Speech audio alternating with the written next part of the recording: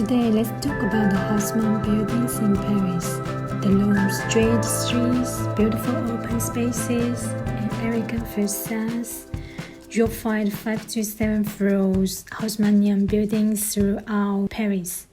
This is the classical image of modern Paris.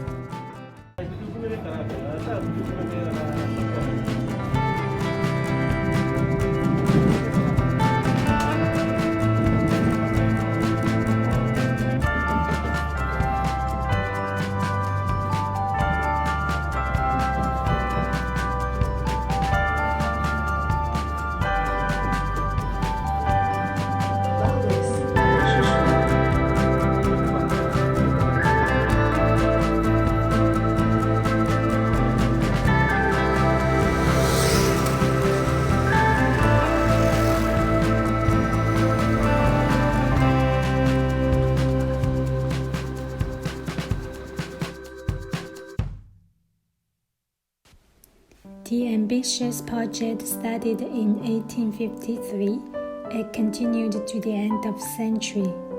Commissioned by Napoleon III, Paris was divided into the 20 districts that exist today.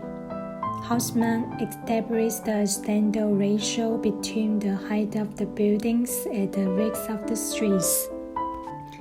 The essential interest of renovation of Paris in the 19th century became a city of modern bourgeoisie. Like the bourgeois city, Paris is followed by a spatial model, which remains in force after the fall of the empire and in the beginning of the Third Republic. In logic of Haussmann's renovation, we can easily see a classical system of the traffic exits, which cut through all the city. Those large spaces or monuments are linked in those exits, such as public squares, monuments, and train stations. This is about classical aesthetic.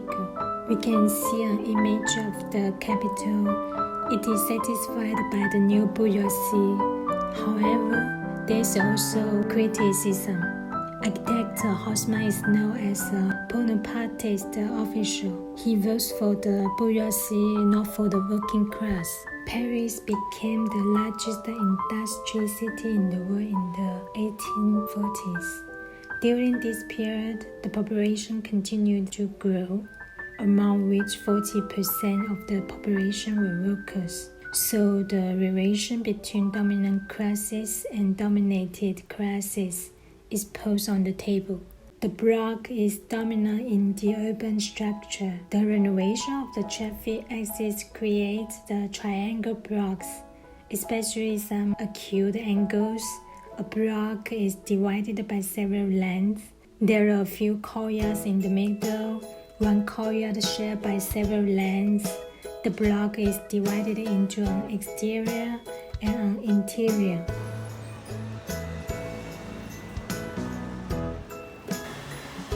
If we walk down the street in Paris, we often see the buildings with sharp angles in the corner.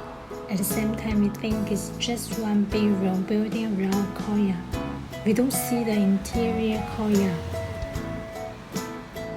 Before inside the Haussmann building, there is a hierarchy, like a social pyramid.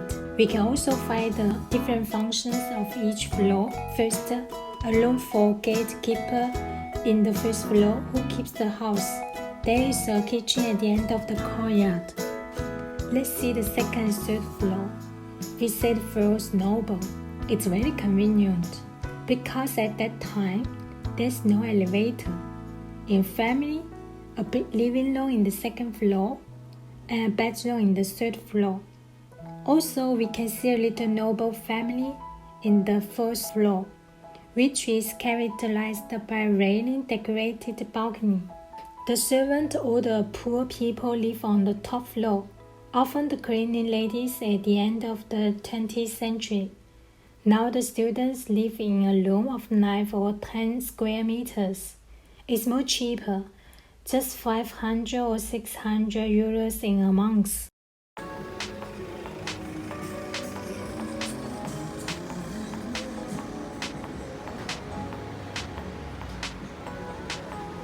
Today, if it's next to the street, it becomes a store. If it's at the back of the courtyard, it becomes an apartment.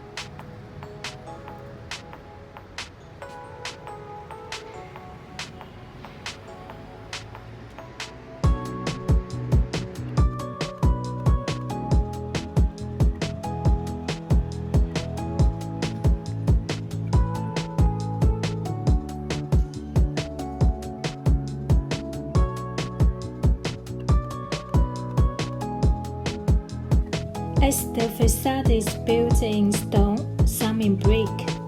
This is a unique style of the facade in Paris.